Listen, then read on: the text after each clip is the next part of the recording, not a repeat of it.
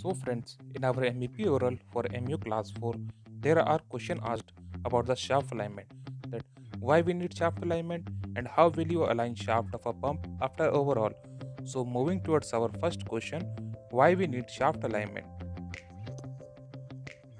There is need of shaft alignment of pump because up to 50% of damage to rotating machinery is directly related to misalignment. Vibration causing excessive noise, bearing damage, seal wear, coupling damage. Misaligned pumps can also draw up to 15% more energy than aligned pumps. So these are the reasons why we need shaft alignment of pump. So moving towards our next question, how will you align the pump and motor after overhaul? So there are basically three common methods used to align pumps: straight edge method, dial gauge method, laser beam method. So first I will tell you about straight edge method. This method requires placing a scale on the pump and motor coupling, then making a visual check to see if the components are aligned. So this method is very easy to perform and the accuracy is not as per other methods. So as you can see in the image, the scale is kept on the pump and the motor coupling. So this method is not accurate as dial indicator or laser beam method is. So moving towards our next method, dial indicator method. In this method, we can use single or two indicators, and these methods are rim and face method, reverse dial gauge method. So here checks are for radial runout and angularity. The readings are then plugged into mathematical formulas to calculate shim requirements for proper alignment. So according to experience also we can adjust the shims.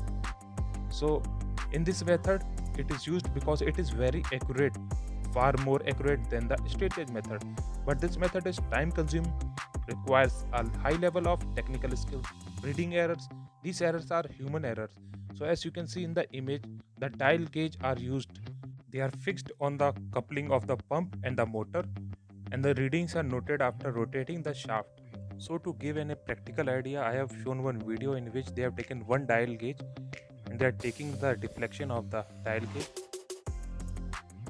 So as I mentioned, there were two methods for dial indicator method, and you can see in the figure how the dial gauges are arranged. The rim dial measures offset and the face dial measures angularity. So for practical understanding, for the face dial, how it measures the angularity.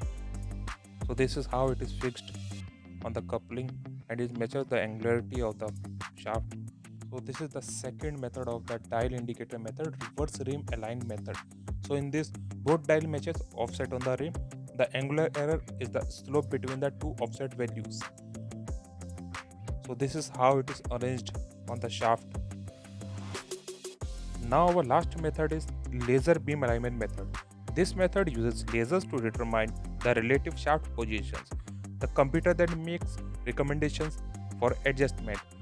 This method is more accurate method among all methods which I have told you, but this has a disadvantage of because it is most expensive method among all.